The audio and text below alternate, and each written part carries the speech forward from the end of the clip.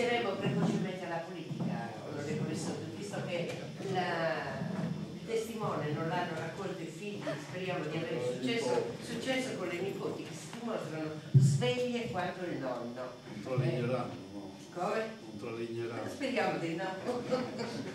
Speriamo di pensare un belluanto se tralignano. Allora, io voglio ringraziare mi sembra un sogno aver passato 35 anni della mia vita con Nino Carlos e voglio ringraziarvi proprio delle emozioni che oggi avete suscitato di nuovo in me. Alcune cose le sapevo ma non me le ricordavo, altre proprio non le sapevo, altre sono presentissime alla mia memoria. Onorevole Sodu, io ti ringrazio veramente tanto per la passione e le emozioni che tu hai messo oggi nel ricostruire una parte della storia di Nino. Giorgio Macciotta, del quale non dubito assolutamente della sua stima, dell'apprezzamento e del voler bene a Nino, il sindaco di Borore naturalmente, l'associazione che ci ospita e tutti quelli che sono qui presenti ad onorare la memoria di Nino e Mario Pani, ovviamente tutti, l'onorevole Chinami con il quale hai fatto una bella chiacchierata all'inizio, tutti quanti, tutti quelli che sono presenti qui, a nome mio e dei miei figli. Grazie e soprattutto all'associazione. Siamo disponibili come famiglia a partecipare anche noi a qualsiasi cosa abbiate bisogno.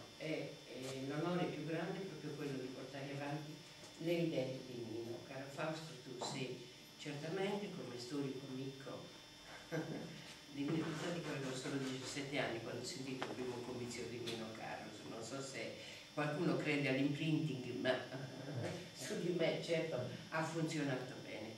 Un'altra cosa attuale di oggi voglio dire a tutti i politici che sono qui presenti, a tutti gli uomini di cultura e naturalmente a tutti i bororesi e quelli non bororesi che ho visto anche macomeresi e di altre parti anche, che raccolgono le tensioni politiche e sociali della nostra zona. Passando stamattina ho visto gli operai della Tirsotex che fanno un picchettaggio, non è un brutto termine picchettaggio, che stanno presidiando e difendendo la loro fabbrica che era il fiore all'occhiello del consorzio industriale di Macomero e che adesso veramente con grande dolore e con grande, ieri ho letto le cronache nostre sui nostri giornali sardi, ho letto l'intervista su Repubblica a Soru, ma voglio dire, non leggi 10 navi e andiamo a Roma perché dà il Parlamento, non lo so, vediamo che escano per 10 giorni dal Parlamento finché così qualcuno o qualcuna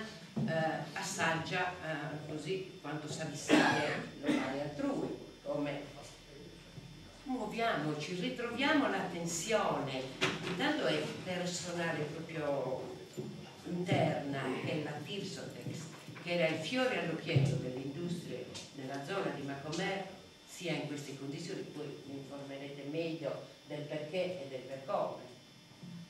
E allora proprio davvero tutti insieme ritroviamo questa tensione perché la Sardegna centrale e i bisogni, le necessità della Sardegna centrale non vengano meno a colpi di piccone, così come sta avvenendo in questo momento.